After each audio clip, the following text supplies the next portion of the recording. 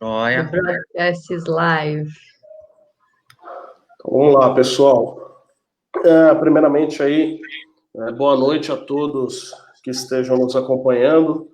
Em poucos minutos aqui iniciaremos a nossa live com a presença de convidados aí ilustres. Uma parte da equipe aqui dos amigos do Master Data, vocês já conhecem, a Tereza, especialista em governança de dados, e o César, especialista em Master Data, já estavam conosco na primeira live, e hoje a gente recebe também a Fabiola. Ela é especialista em operações de varejo, com uma larga experiência em gestão de categorias, trade marketing, e essa vivência dela, né, com gestão de dados aí para otimizar operações de varejo. Então, o bate-papo hoje vai ser bastante ilustrativo, bastante rico, e a gente espera receber aí a contribuição de todos com os comentários aí na página do Facebook da ZH, tá bom?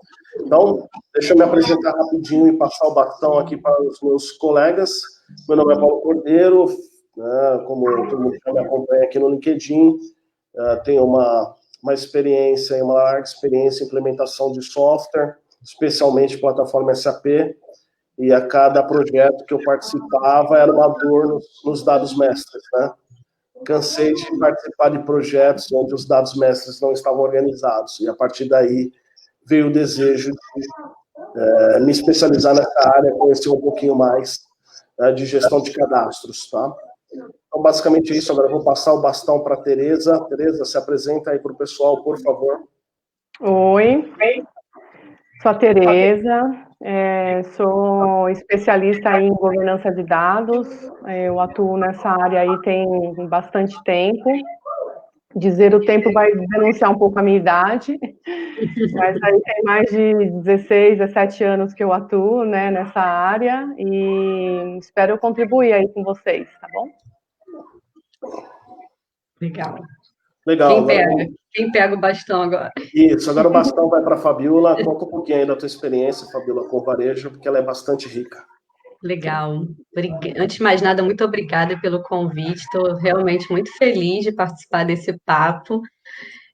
Como você falou, né, eu estou, né, especialista hoje, né, em gerenciamento por categoria, em tudo que converge para o varejo, todas as operações que convergem para o varejo. Eu nasci no varejo, meus pais eram varejistas, né, eram donos de loja. Então, minha vida foi arrumar vitrine, foi ver meus pais cortando tecido, foi acompanhar as costureiras, foi fazer inventário no livro preto, não tinha computador, não tinha, enfim. Então, assim, essa é um pouco a minha jornada, né? Eu respiro muito esse mundo, né? Desde muito, muito nova. E acabei me especializando, né, no tema, obviamente. Não me formei, a primeira formação foi em jornalismo, e depois eu me formei, sim, em gestão de negócios e pesquisa de mercado e opinião pública, porque eu queria entender um pouco de consumo, né, de opinião pública, de entender como as pessoas pensam, enfim.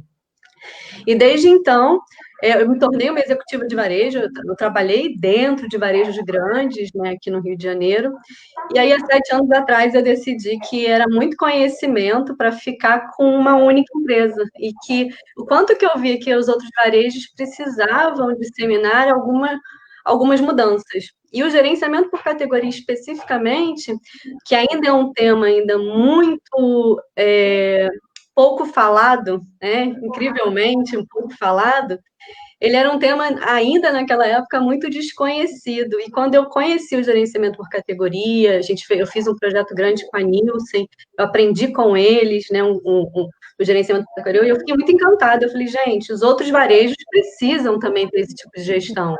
E não é só varejo grande, é pequeno, médio e grande, é para todo mundo. Então, e aí, a minha missão meio que foi montar a minha empresa para democratizar essa história. Então, é de onde eu vim. Vim do varejo, caí no varejo, vou morrer no varejo, não tem muito jeito. E hoje a gente tem um pouco dessa missão, né, do propósito de democratizar a questão da gestão dentro do varejo, olhando para o gerenciamento por categoria. E aí a gente vai falar muito, muito de governança de dados, de qualidade de dados, de workflow, de automação, e o quanto que isso impacta toda essa jornada. Então, um pouquinho aí, né, da minha história para vocês conhecerem. Legal, Fá, muito obrigado. Como eu disse anteriormente, é uma história bem rica mesmo, e a gente está muito feliz de contar com você aqui na nossa segunda edição. E por último, mas não menos importante, pelo contrário, foi o idealizador dessas lives, o incentivador, é uma pessoa aí, pelo que eu tenho muito carinho e estou aprendendo a admirar cada vez mais. César, compartilhe um pouco da sua experiência com os nossos colegas aqui do mundo dos cadastros. Obrigado, Paulo. Também tem sido um grande prazer aí a gente estar trocando experiências, né? Via LinkedIn, via WhatsApp, participando aí dos fóruns. A gente tinha uma ideia inicial de fazer um evento presencial, e aí veio a pandemia, nós falamos, não, vamos lá, vamos para a live, que a gente precisa compartilhar conhecimento com o pessoal, né? Eu sou o César Lima, atualmente trabalho na Johnson & Johnson, com gestão de dados mestres. São 18 anos de experiência de indústria, especificamente com Master Data, são 6, mas aí sempre trabalhando na parte de gestão de processo, qualidade e todas as coisas que têm a ver com dados mestres, né?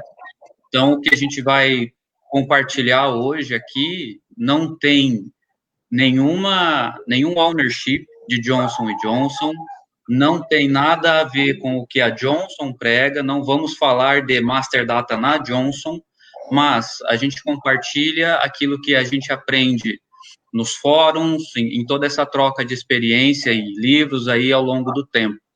Então, é um prazer imenso estar com vocês aqui de novo, para aprender com vocês e fazer crescer e dar mais importância a esse mundo de dados mestres, que a gente sabe que aqui no Brasil ainda não é um mercado tão reconhecido. A gente ainda é visto como o time do cadastro, né? Só o copia e cola.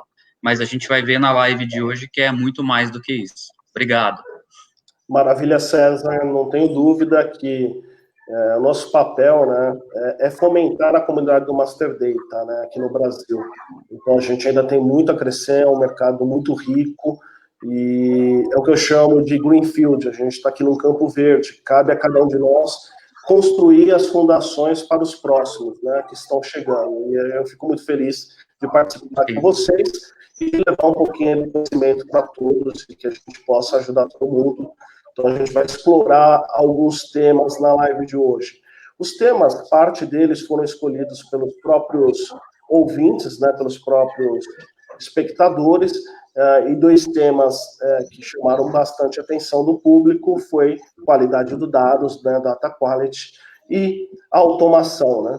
E, em certos pontos, esses temas até se confundem, porque você pode usar a automação para melhorar a qualidade dos dados, né? E a ideia é a gente falar um pouquinho. E também, né, conversar um pouco sobre Master Data para varejo, né, o mundo dos cadastros para o varejo.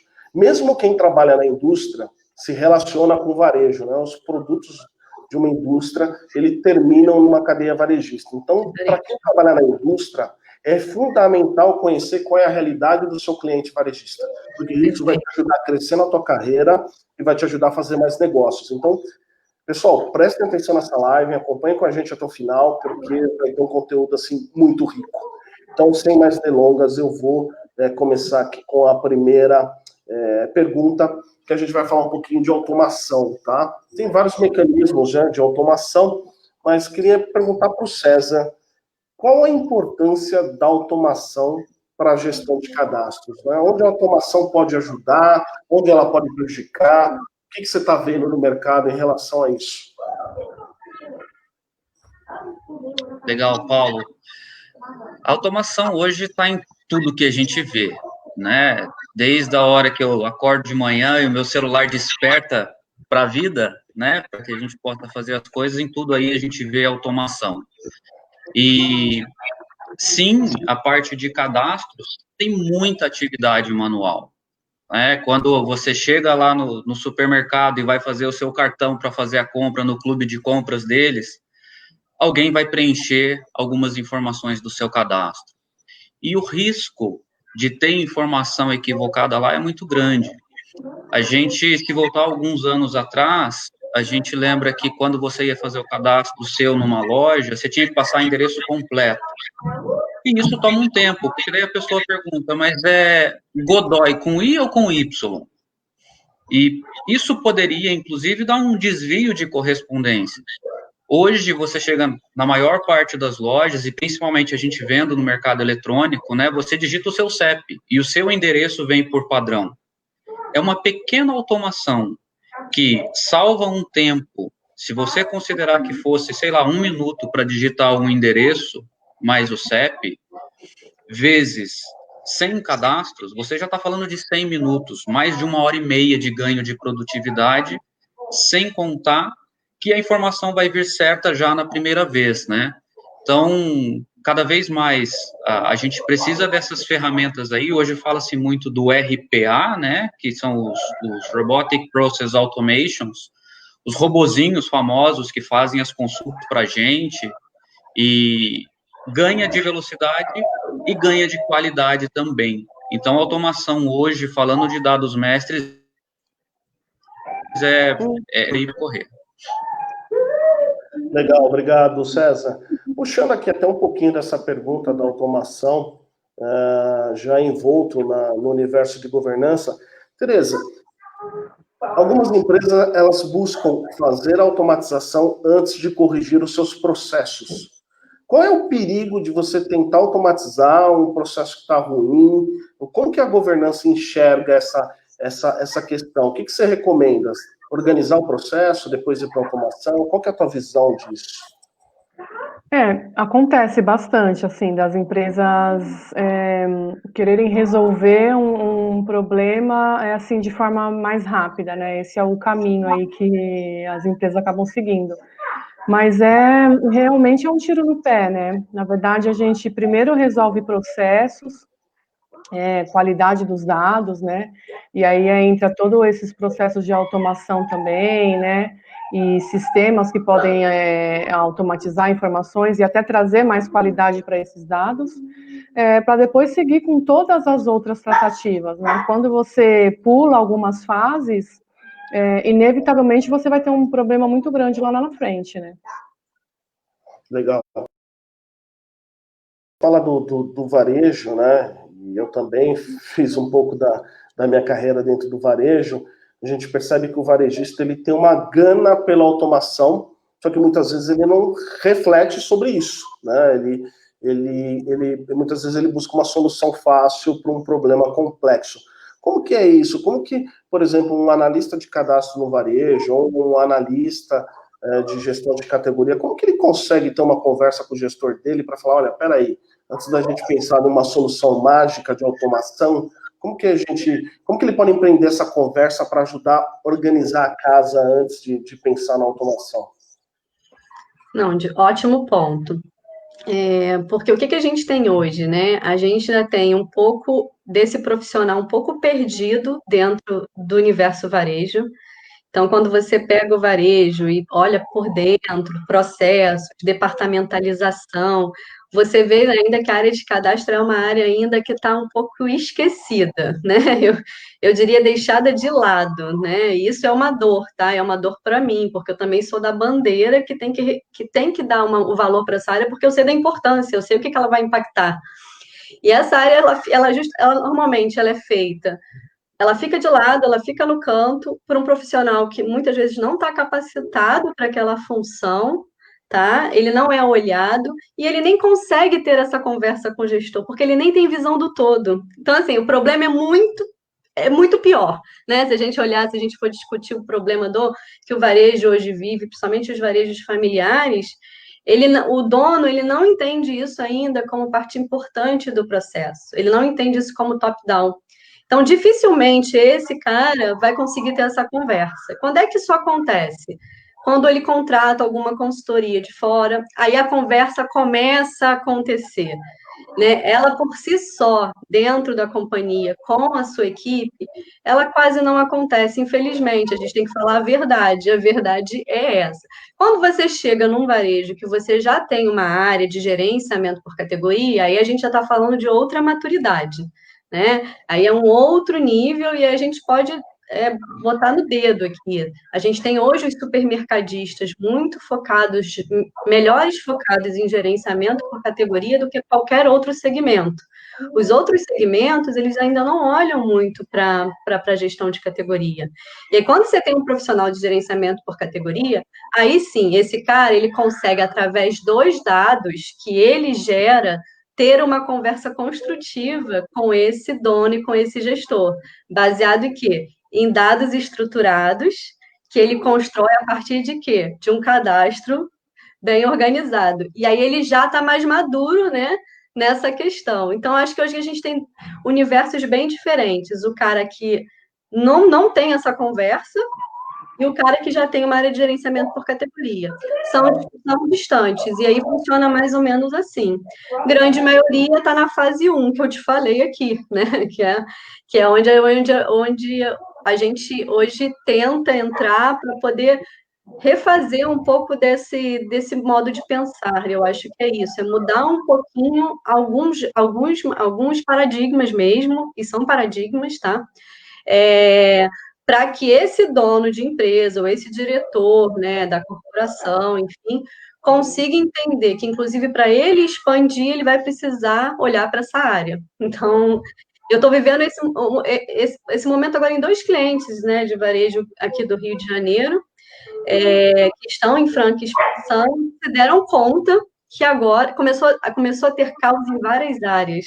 Sabe, caos acontecendo em várias áreas ao mesmo tempo? Na logística, no recebimento, né? O impacto da cadeia, né, do cadastro. Na entrada da nota fiscal, começou a dar problema em tudo que era lugar, entendeu? E aí sim, aí ele se prepara para a conversa porque ele não tem para onde correr, né? É o caos que precisa gerar ordem, mais ou menos, né? Mais ou menos assim, entendeu? Tem um ditado, né, que mamãe já dizia, ou vai por bem ou vai por mal, né? Pelo amor ou vai pela dor, né? Mal, exato. Exatamente. Eu acho que isso é importante, né?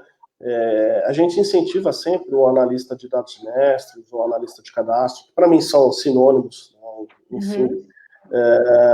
Sempre tentarem ter essa conversa com a gestão, porque, aproveitando o ditado popular, né? Água mole em pedra dura, tanto bate até que fura, acho importante essa conversa, para que não chegue nesse momento que a Fabiola citou, que é o momento do caos, né? Porque é bem mais difícil você agir dentro do caos do que de uma situação pré-caótica, né? Então, eu acho que esse é o desafio, e por isso que eu falo que o mercado de Master Data no Brasil, ele tem muito espaço para todo mundo que acompanha a gente, porque precisa entrar numa fase de conscientização, precisa abrir novas fronteiras, então isso é bem legal. Mas voltando aqui até um pouquinho para o tema da automação, né, na gestão de dados mestres, falar aqui um pouquinho, né, para tentar contextualizar todos os nossos colegas dentro da automação. Automação é um universo à parte, tá? Se a gente ficasse falando individualmente de cada solução, a gente não terminaria. O César pontuou muito bem que até um alarme de um relógio, ele é uma espécie de uma automação. Um sistema que traz o endereço a partir do CEP é uma automação. E agora falando de automações um pouquinho mais avançadas, como os robôs, né? Os RPAs, né? Que hoje estão na moda, né? Dentro das grandes empresas. Quase toda grande empresa está comprando, adquirindo algum RPA, só que tem que entender, isso é um assunto que eu bato muito na tecla, RPA, automação, não é gestão de dados mestres. A automação é uma ferramenta que pode ser usada para gestão de dados mestres. O RPA não vai substituir a disciplina de MDM. Então, isso é importante para o analista de cadastro, o analista de Master Data conhecer, para poder, inclusive, debater com a reunião. Porque hoje, eu já acompanhei isso em algumas empresas, o gestor fala, não, eu já resolvi meus problemas, eu comprei um RPA. Não, peraí, o RPA ele vai fazer o script planejado, ele não vai pensar cadastros para você. Então, só para falar um pouquinho de RPA e passar para frente, tem os RPAs, que tem desde softwares complexos que você instala no servidor e você precisa de programadores para ativar esses scripts, que vão fazer preenchimento automático em tela, eles vão ter informação no sistema todo. Você tem os RPAs que funcionam como software, como serviço. Você vai lá, você vai fazer a aquisição desse RPA e você vai conectar ele com as suas plataformas. Aí tem aqueles que permitem programação, aqueles que são visuais, onde você arrasta e solta. Tá? E dentro também da automação, para quem não conhece, pessoal, existem os crawlers, os spiders, os bots, que leem informações da internet e trazem para dentro do seu sistema, seja numa planilha Excel, ou seja, copiando a informação dentro do teu sistema, tá? Esses são os principais mecanismos de automação, né? Automação dentro do software, através de um CEP, ler um endereço, automação via RPA, que eles conseguem mapear as telas e digitar as informações, integração entre sistemas também acaba sendo uma automação, e também os Spider para coletar dados, tá? A gente não vai falar individualmente de uma ferramenta, porque tem milhares. Se pesquisar no Google, você vai ver centenas, inclusive ferramentas gratuitas. Eu já fiz um vídeo recentemente, está lá no YouTube, no canal Dados Mestres, que eu falo de algumas ferramentas de automação, tá? Quem quiser pode procurar e a gente explica algumas. Algumas são gratuitas, você pode baixar, criar um usuário e mandar ver, tá? Tem muita solução open source de código aberto, para quem gosta de aprimorar, tá? Então, só isso para dizer um pouquinho do que é automação e como ela pode ajudar, tá? E quais são os principais usos na gestão de dados mestres, né? Agora, mudando aqui um pouquinho de assunto, né? Que a gente falou aqui de automação, querendo passar um pouquinho para a qualidade dos dados, né? E aí falar com o César. César, na tua visão, o que é data quality? O que é qualidade dos dados? O que tem que estar na cabeça do analista de cadastro, de um gestor de master data, quando a gente fala em qualidade dos dados? Uau, Paulo, acho que a gente precisaria fazer um outro Google aí, porque também é um universo muito vasto, né? Algumas coisas é fácil você enxergar a qualidade. Então, vamos pegar uma caneta. O que é qualidade da caneta? A hora que o cliente comprou a caneta, chegou na casa dele, colocou no papel, ela escreveu. Ele não tem que ficar girando na mão, que nem a gente fazia antigamente, tem que ficar rabiscando num papel, né? Pegou a caneta, apertou o botão ou tirou a tampinha, colocou no papel e escreveu, aquela caneta é de qualidade. O tubinho é azul, está escrito azul, saiu tinta azul. Perfeito. Dados, a gente não consegue ter toda essa tangibilidade, né, de bater o olho e saber que está certo. Mas qual que é fazendo o paralelo da caneta? É o dado estar correto no momento que ele precisa ser utilizado, por quem ele precisa ser utilizado, para aquela finalidade. Espera aí, vamos devagar, né? Dentro da empresa ou no varejo, em qualquer local que você vá, várias pessoas podem consumir aquele dado. Então, aquele dado tem que estar disponível para a pessoa certa. Eu não posso deixar que qualquer pessoa tenha acesso a dados bancários dos nossos fornecedores ou clientes.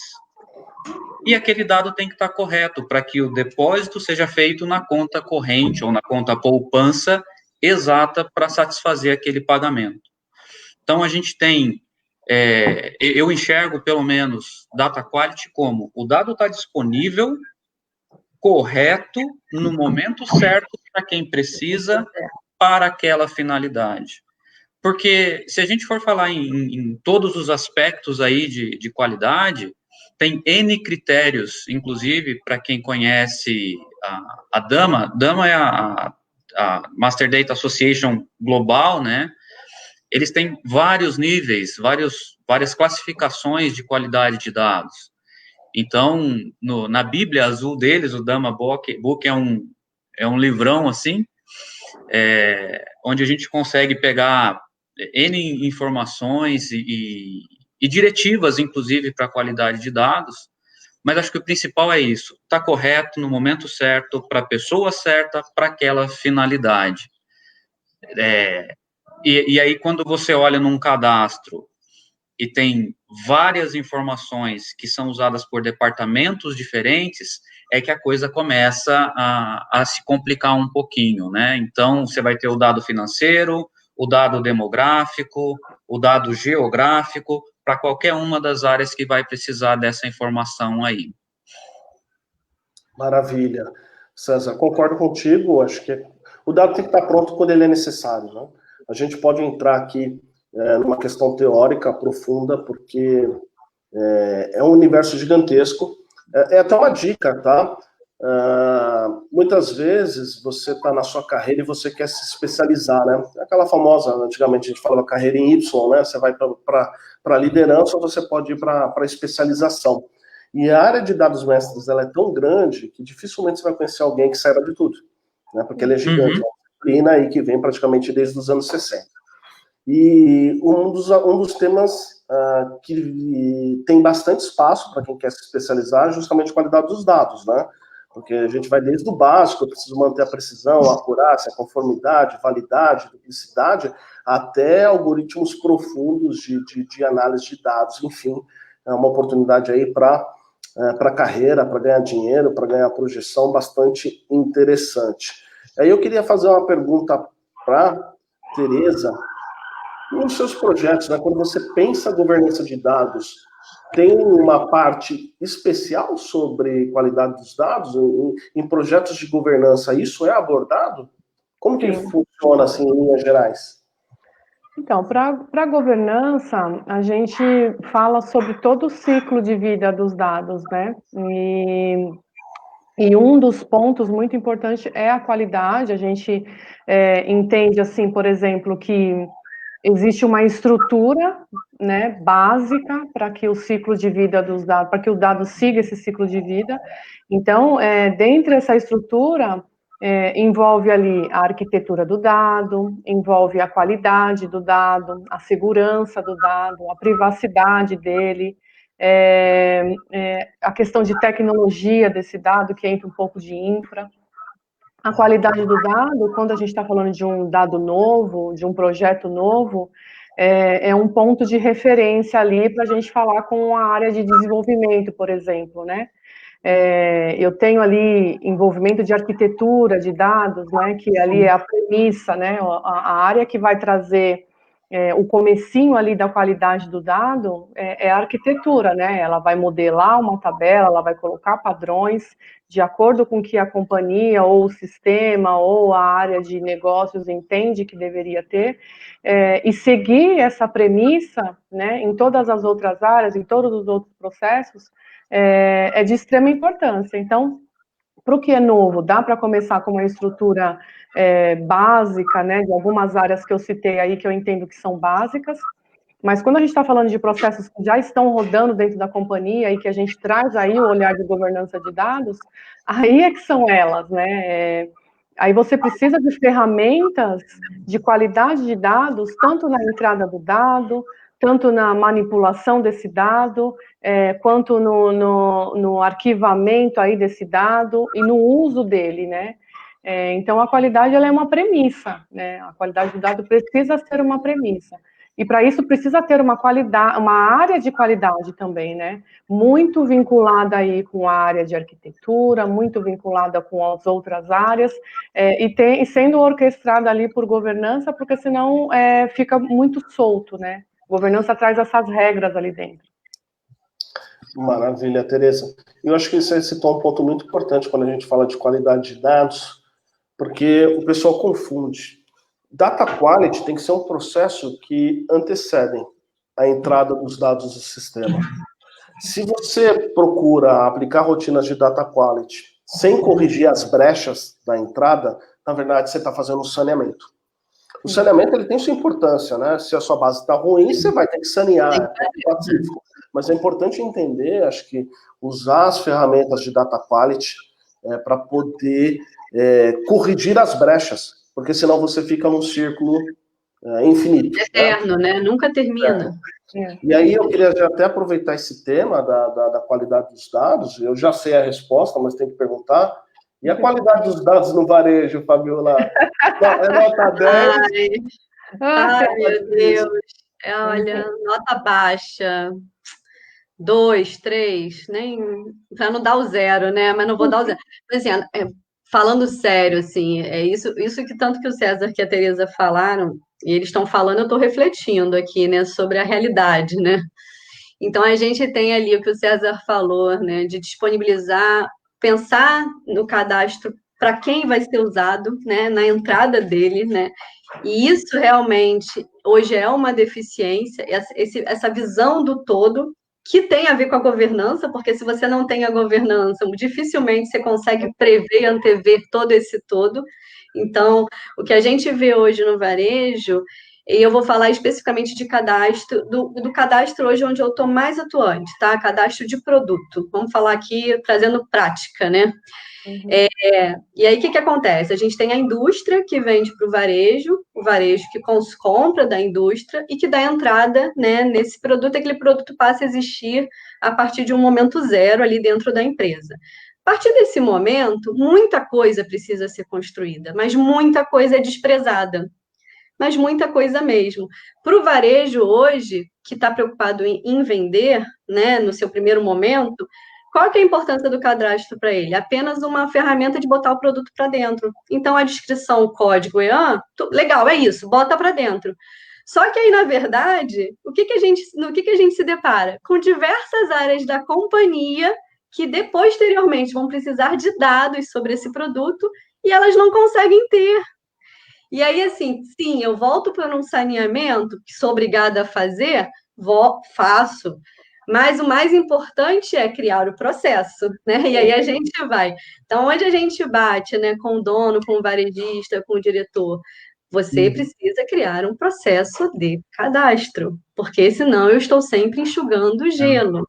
Eu agora, por exemplo, estou com um cliente, César já quer, eu estou com um cliente, eu estou com 4 pessoas numa loja, medindo e pesando 21 mil SKUs. Fazendo cubagem. Fazendo cubagem, porque isso nunca foi feito. E agora eu preciso fazer o quê? Gestão de espaço. Como é que eu faço gestão de espaço, rentabilidade por metro quadrado?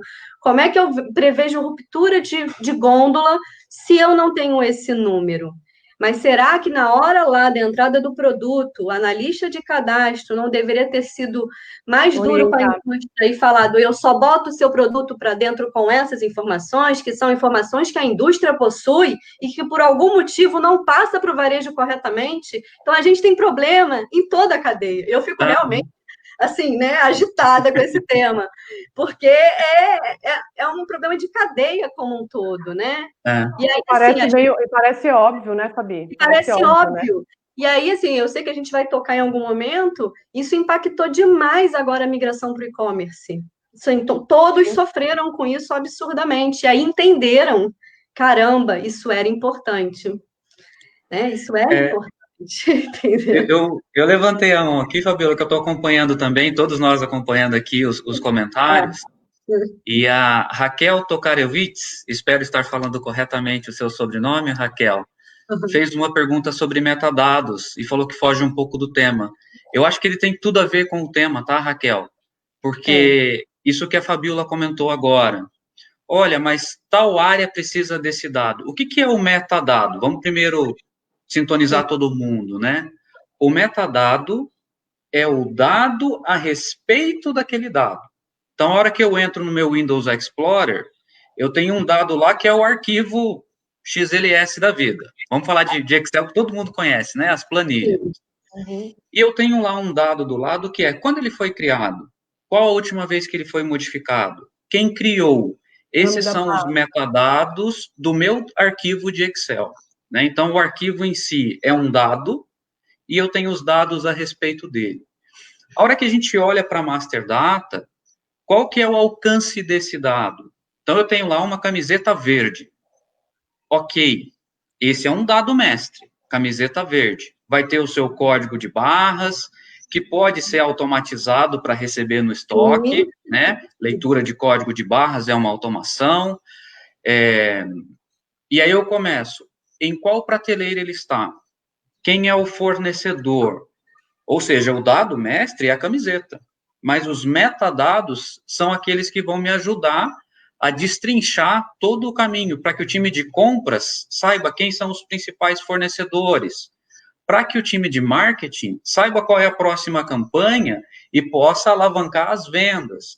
Então, o metadado tem tudo a ver com essa história, Tudo. e é conseguir mapear quais são, e é difícil, tá? Porque, como a gente falou, cada área precisa de um dado diferente, mas quais são as áreas que precisam de quais dados? Acho que é isso aí, Raquel. Espero ter ido no caminho que você estava perguntando. Sim, foi sim. Eu acho que foi perfeito, perfeito. Acho que a explicação do César foi ótima mesmo.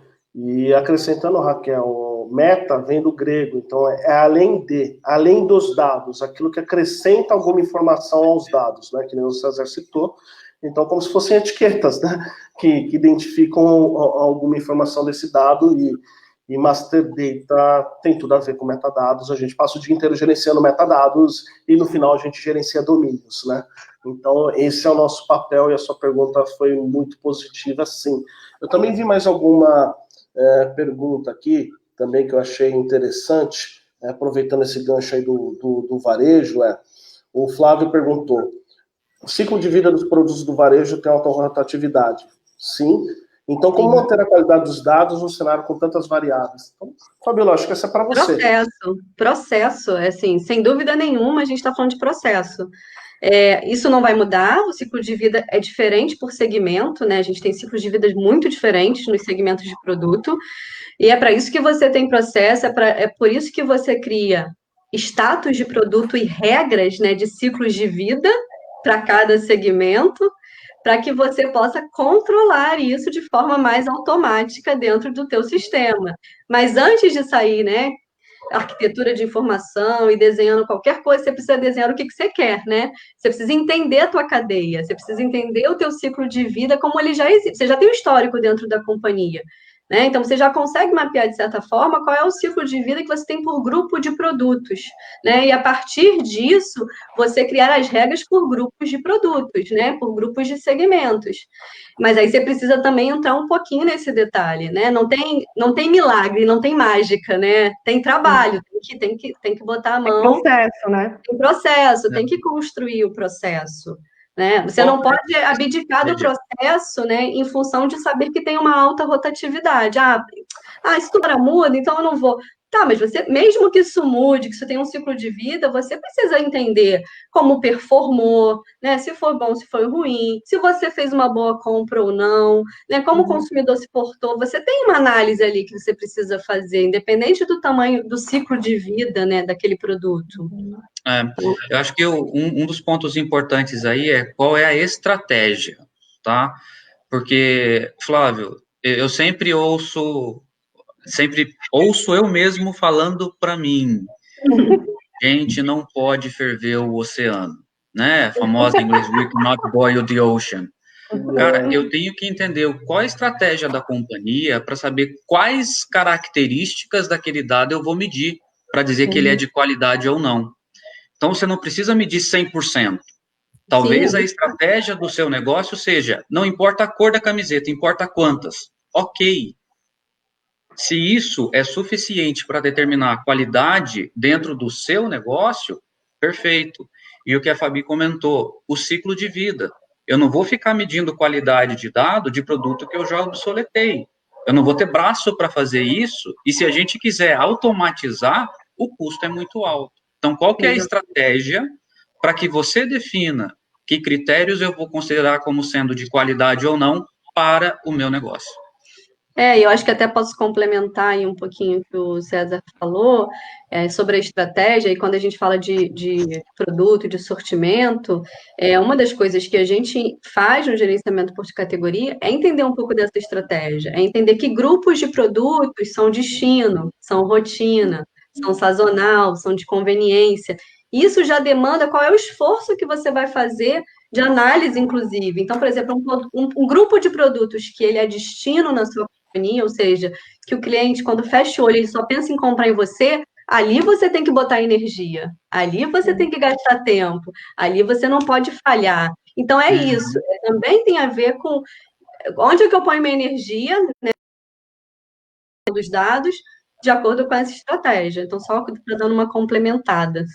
Mas deixa eu só citar uma coisa. A gente está falando, né, de estratégias, de processo, e tudo isso que envolve, né, a questão do master data, do cadastro. Mas o que eu sinto falta, quando eu atuei muito em master data, né, eu trabalhei muito tempo fazendo cadastro. O que eu sinto falta é de orientação, eu senti falta de orientação como analista, né? Porque tudo isso tem muito a ver com gestão, né? Então, eu tenho um gerente, eu tenho um coordenador, eu tenho um diretor, eu tenho toda uma área, eu tenho a área de suprimentos, e aí tem tudo isso. Mas eu ali, como analista, né, atuando, né, qual é a minha força de colocar todos esses conceitos, né? E aí, também a questão de se relacionar e também de conhecer, porque às vezes o seu dia a dia, as oportunidades e toda coisa que está acontecendo no seu dia a dia não te dá a oportunidade de ver o todo. Então, acho que o que falta por que eu acabei migrando mais para a governança de dados? Porque eu senti falta de ter esse olhar do começo ao fim, que muitas vezes dentro de Master Data não se tem a oportunidade, não se dá a oportunidade, né? Coloca as pessoas ali no dia a dia e ok. Mas assim, eu acho que vale a pena a gente conversar, e talvez até em outras oportunidades, de como a gestão quer preparar essas pessoas para trabalhar para elas, né? E não contra, porque a partir do momento que você não está treinando, você não está dando oportunidade, você não está dando abertura, você não está dando conhecimento, você não está pegando opinião, não está ali na ponta, cara, é chover no molhado. Concordo em número, gênero e grau. Sim. Eu até queria fazer alguns pontos aí, aproveitando, tá? A qualidade de dados também, pessoal, ela pode ser variável. O que eu digo uma qualidade de dados variável? Você pode ter níveis de exigência diferentes de acordo com os tipos de materiais. Então, da mesma forma que a logística se organiza num estoque A, B e C, né, para poder, né, curva A, B e C para tomar decisão, você não vai gastar o mesmo tempo na curva C do que você gastaria numa curva A. Então, isso também serve para materiais. Quais atributos vão passar por um processo de data quality, ou quais vão ser capturados? Você pode ter diferente. E isso tem que estar na governança. Olha, quando é um item de curva A, ele vai ter que ter esses itens obrigatórios. E quando for B e C, não, é diferente. Então, assim, não existe fórmula de bolo, receita de bolo, para quando a gente fala de qualidade dos dados. Depende da estrutura do teu negócio, aquilo que é importante para o business. Eu brinco, quando o pessoal pergunta de quais atributos que nós devemos gerenciar. Menos é mais. Quanto mais atributo você colocar dentro do seu cadastro, maior é o risco. Maior vai ser difícil. E assim, se você chegar numa empresa e sair de setor em setor, batendo na porta e perguntando, você quer um atributo no cadastro? O cara, quero. Põe aí porque eu preciso. O cara nunca vai usar, mas ele precisa. Todo mundo aqui tem experiência em várias empresas, né? Você chega assim, para que serve esse campo? Para que serve esse campo? No relatório. Que relatório? No relatório tal. Você vai olhar no sistema, a última vez que rodaram o relatório foi 3 anos atrás. Então, assim... Não olha, não cria, não gere, não gera nada. Pessoal, data quality tem muito a ver com menos. Reduzir a complexidade. Corrigir os pontos de entrada. Então, assim, essa é uma coisa muito importante, tá? Segundo, o que a Tereza comentou, é a dificuldade do analista de cadastro. Esse é um tema que eu gosto muito, porque, pessoal, eu trabalho comercializando soluções de dados mestres. Então, o trabalho que vocês têm internamente para convencer o gestor de vocês é o trabalho que eu tenho externamente. Então, quais são as técnicas que a gente usa para convencer um gestor que as coisas estão erradas? Então, se você chegar no seu gestor e falar para ele, meu filho, tá tudo errado, o SPED não bate, não sei o que, ele fala, legal, tá bom, vamos tomar um café? É assim, entendeu? As pessoas reagem. Tá errado? Tá errado. Mas aí a gente precisaria reconstruir cada ser humano. Eu acho que isso está fora da nossa alçada, por enquanto. Apesar de eu ouvi falar que vai ter um RPA automatizador que vai corrigir a cabeça de cada um, né? Para sair. Hora sai. Mas, enfim, é difícil. Então, pessoal, o que tem que fazer? E aí é onde você se destaca, que nem a Tereza comentou. Ela falou, cara, eu vou aqui para governança, eu vou abrir meu leque justamente para poder falar disso na empresa como um todo. E tem um negócio de você começar a fazer uma análise causa-raiz. Se você começar a trazer números financeiros para a empresa, números, você fala, meu chefe, você está perdendo 10 milhões por mês, as coisas começam a mudar. Inclusive, o teu cargo começa a mudar na empresa. A partir do momento, dica profissional, pessoal. Eu sei que a gente está com gente aqui que é super experiente, tem gente novata, mas isso serve para o auxiliar para o diretor. Quando você transforma suas ações em monetário, sua carreira começa a subir. Essa é a primeira coisa que você tem que aprender na vida. Quando o seu argumento é estatístico, né? Quando você... Eu passei a fazer algumas análises, assim, até quando, estando como júnior, né? Então, eu olhava ali aquele monte de cadastro, aquele monte de solicitação, um monte de solicitação duplicada, e aí eu olhava uma base e falava, gente, a gente tem aqui 300 mil materiais cadastrados, né? E, assim, desses 300 mil, eu tenho 6 mil ativos, por que eu tenho 300 mil, né? E esses 6 mil ativos aqui, deixa eu ver o que eu tenho de estoque aqui. Desses 6 mil ativos, 300 eu tenho estoque, e os outros...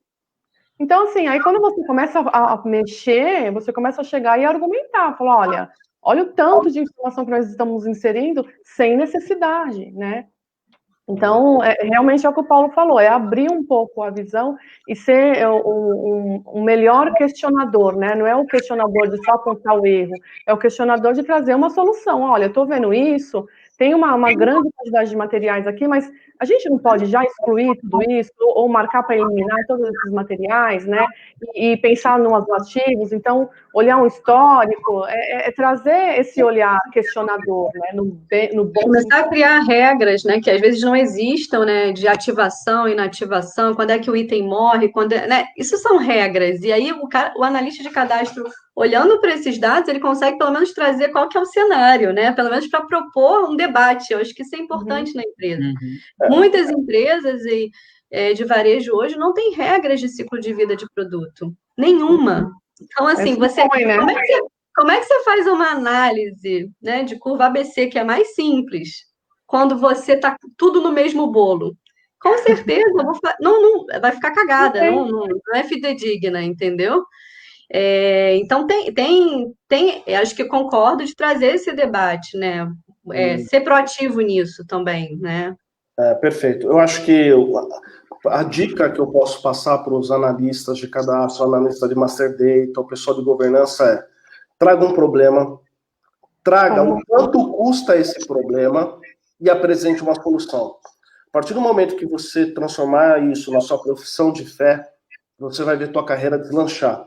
Porque toda empresa adora esse tipo de profissional. Eu sei que muitas vezes a gente está na empresa talvez não ideal, errada, a empresa pode ter uma visão míope, mas todo gestor curte quando você consegue juntar essas três. Esse é o problema, ele custa tanto, e com a solução a gente vai ganhar tanto. Então, procurem pensar nisso quando a gente fala de dados. Eu vou só puxar uma pergunta aqui da Lucélia, que é uma pergunta que ela perguntou se dentro do cadastro de produto pode ser configurado para determinar a sua conta contábil.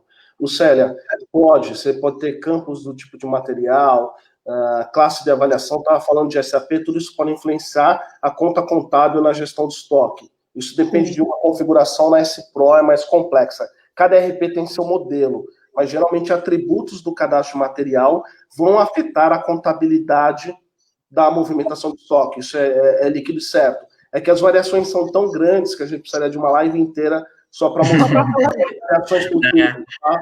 Respondendo sua pergunta. Agora eu quero puxar outra pergunta da Carol, porque tem a ver com a próxima. A próxima pergunta que eu quero fazer se falta muito, né, porque os varejistas têm uma visão orientada por dados, e a pergunta da Carol quais os principais ganhos de uma gestão de dados eficiente? Né? A gestão de dados gera vantagem competitiva?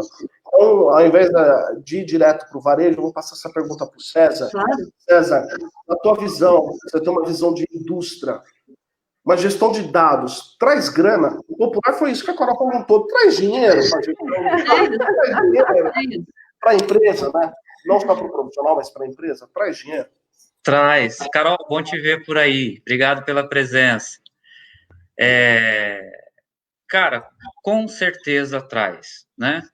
A partir do momento que eu estou gerindo bem os dados de determinado produto, vou puxar um pouquinho aqui junto com a Fabiola também, né? Gestão de categoria. Eu tenho categorias de produtos também na indústria. E aí eu preciso identificar daqueles produtos, quais deles estão saindo de linha. Se eu tenho um cadastro bem estruturado, eu consigo dar visibilidade para as outras áreas da grana que está parada lá. Eu consigo falar, olha, desses produtos aqui que vocês estão querendo trocar, esse pode ser o meu volume em estoque. Se o seu cadastro está bem completo em termos da gestão dessas categorias, você consegue mostrar para a empresa o quanto ela vai perder se de imediato ela quiser tirar tudo aquilo do mercado, né? Então, com certeza, ela traz o retorno.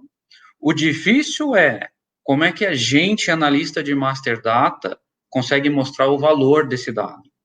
Então, esse, como o Paulo comentou agora há pouco, esse é o segredo. Traz resultado? Traz. Mas enquanto nós de Master Data estivermos só fazendo o cadastro, a gente não consegue capturar esse valor e mostrar, porque nós temos muito valor dentro das companhias, porque é a base para que todas as outras operações aconteçam, né? O fundamento da companhia são esses dados mestres. 100% de acordo. Não sei se o Paulo travou. Eu só queria complementar uma coisinha, desculpa, Paulo. Você estava falando agora há pouco, né, de mostrar o valor, e os gestores sempre gostam disso. E, Flavinho, eu acho que com isso, o Paulo respondeu uma das primeiras perguntas que você fez lá nos comentários. Qual que é o momento de eu colocar automação? A hora que você conseguir provar que esse trabalho repetitivo custa X para a empresa, que existe um processo bem definido e que, se você automatizar, você vai usar este seu recurso, vamos falar de pessoas, servidores, qualquer coisa que esteja usando isso, para fazer automático e você gastar o seu tempo tentando converter essa informação em financeiro. Perfeito. Ser mais estratégico. Aproveitando até o gancho da Carol, porque ele é um gancho muito amplo. Muito. Fabiola, como que a gente convence, principalmente o varejista, né? Porque o varejista ainda tem aquela filosofia da barriga no balcão, a empresa que ele começou, né? O cara tinha um carrinho de suco de laranja e hoje o cara tem 200 lojas de suco de laranja e tal. É um cara que muitas vezes começou humilde e tal, e tem o seu valor total, plena admiração, obviamente. Mas como que a gente convence esse tipo de empresa, principalmente a familiar, que usar os dados para tomar as decisões, ao invés de basear nos sentimentos, né? Porque a gente conversa, acho que todo mundo já passou por essa experiência, onde você tem um gestor que ele só toma decisão baseada no feeling. Eu acho que é isso, eu acho que é aquilo, porque eu gosto assim, e ele vai. Algumas vezes ele acerta, outras ele erra. Mas como que a gente convence? Como que um analista de Master Data, um gerente de Master Data, ou enfim, um gestor de categoria, ele pode chegar no chefe dele, ou até no dono, algumas vezes, e falar, cara, vamos usar os números aqui para tomar algumas decisões?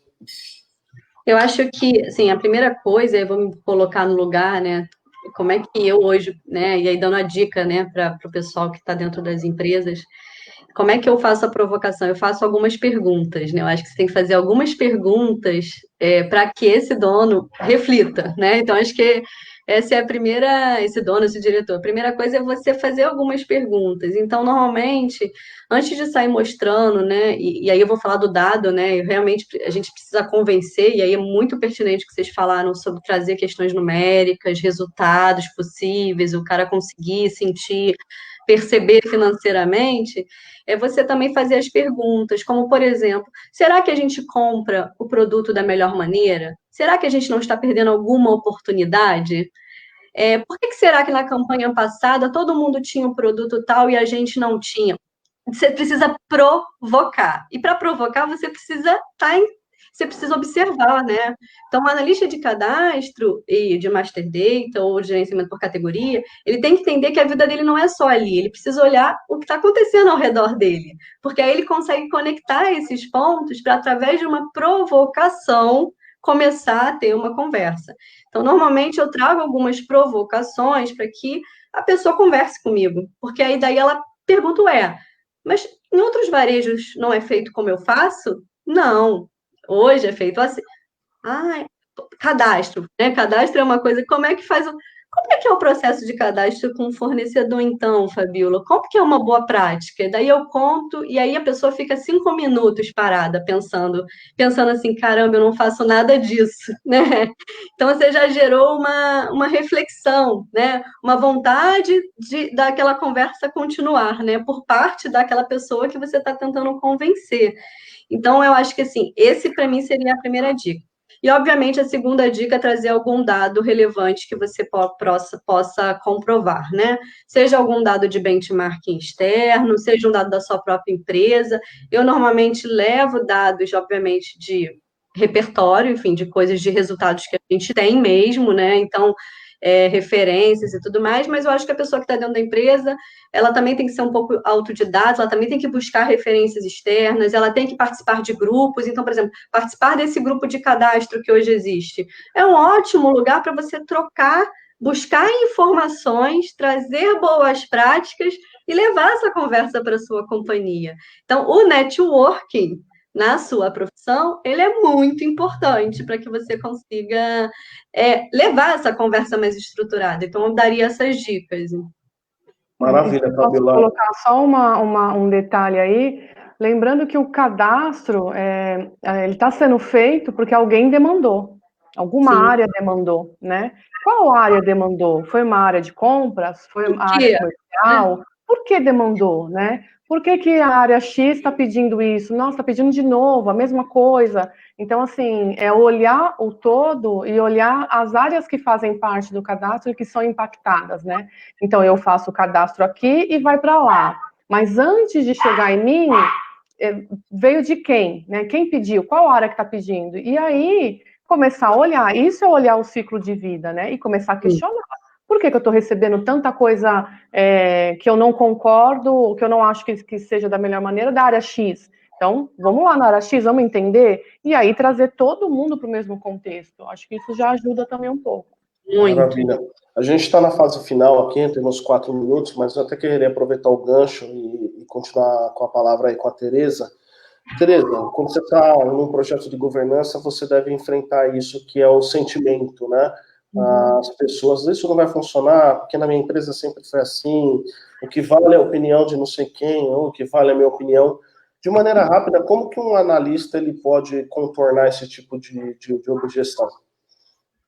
Olha, eu acho que vale a pena uma conversa, entender o outro lado, colocar um pouco da sua experiência, dizer, olha, dessa forma aconteceu de tal jeito, talvez desse jeito seja melhor, comprovar, às vezes, com números, né, com o que tem no mercado, com tendência de mercado, mostrando que seguindo um outro caminho, ou um caminho melhor, ou um meio termo aí, a empresa ou a área vai estar um pouco à frente aí do mercado.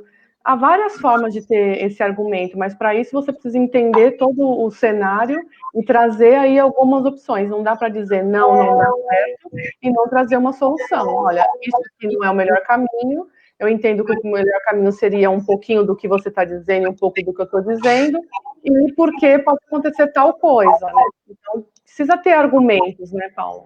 Maravilha, legal, Tereza. Vou fazer aqui a última pergunta para a gente encerrar nossa live, e acho que é a pergunta que acaba envolvendo todo mundo, né? Hoje, quando a gente fala de gestão de dados mestres, a sincronização de dados entre indústria e varejo é um problemaço, né? Mas também é uma coisa que eu aprendi que onde tem um problema, tem oportunidade. Tem oportunidade, é isso. Né? Queria conversar com o César para depois passar para a Fabiola, como é normal, né? A indústria depois vai para o varejo. O que você está vendo lá fora, o que você está vendo no Brasil para sincronizar dados mestres entre indústria e varejo? Fala um pouco aí do que você já viu de legal por aí, César. Olha, eu não posso dar spoiler nem fazer propaganda de ninguém, mas esse é um mundo que eu tenho achado muito interessante, sabe, Paulo? O que o LinkedIn, o que o Facebook, o que o Instagram estão fazendo nesse momento? eles estão coletando os nossos dados, e a gente concordou com isso, então a LGPD, né? A gente deu aquele aceite. Nova política de privacidade, a gente aceitou. Como eu brinquei na outra live, a maior mentira da internet, né? Li e aceito os termos do contrato. Só um minutinho, galera.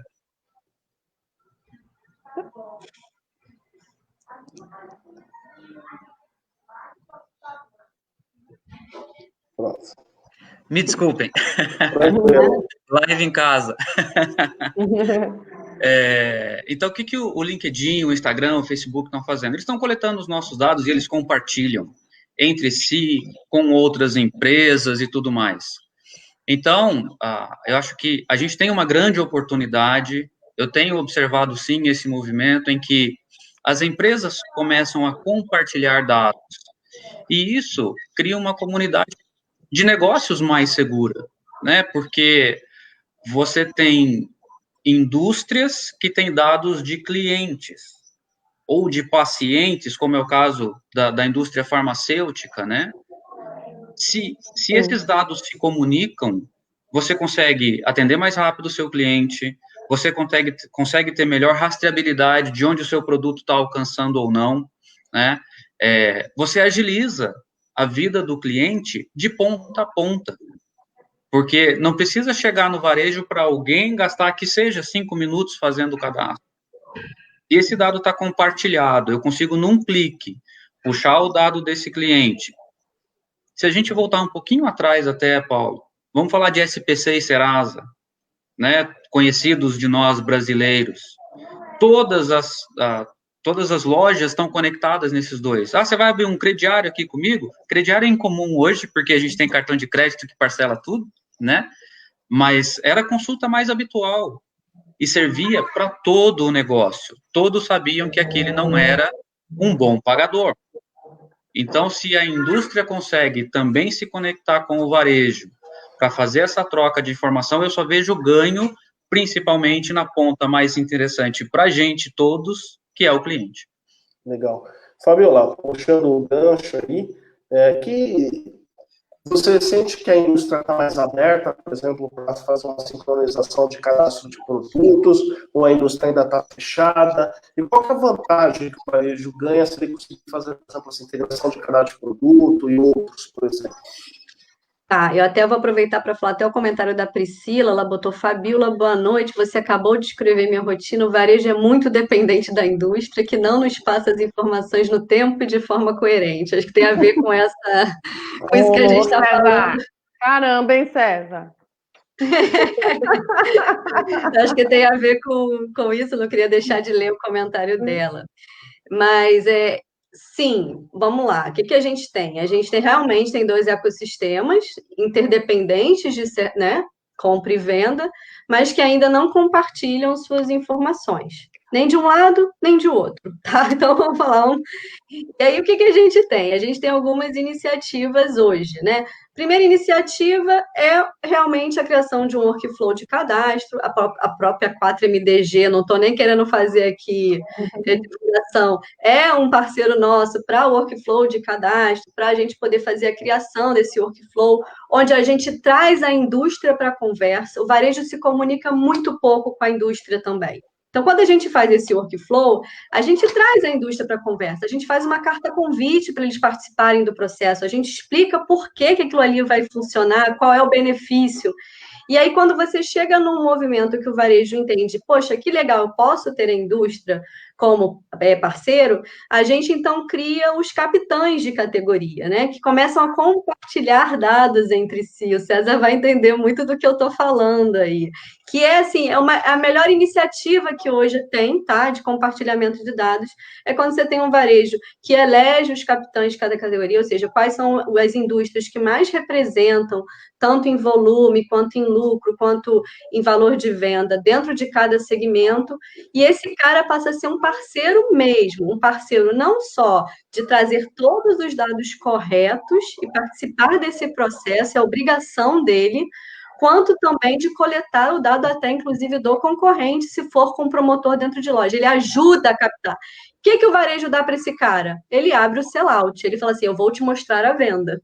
Eu vou te mostrar que é o sonho de toda indústria, conseguir ver a sua venda por SKU, e esse compartilhamento ele passa a ser saudável, os dois estão trocando.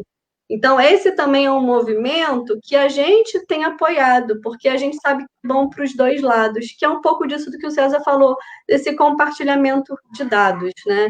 Então, é o que a gente hoje tem apoiado bastante, além de um workflow de cadastro que que traga uma disciplina para o início, né, dessa conversa com a indústria.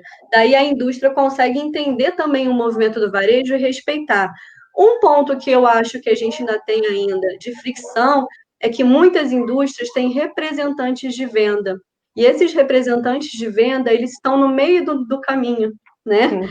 E eles não entendem disso, eles só querem vender. Se tem algum representante aqui, você me desculpe eu estar falando isso, mas é porque o representante também precisa se reinventar dentro desse negócio, ele precisa também gerar valor para os dois lados, porque muitas vezes ele acaba atrapalhando também esse processo. Então, fazendo aqui um pouco dessas pontuações aqui. O dado não é meu, o dado é nosso.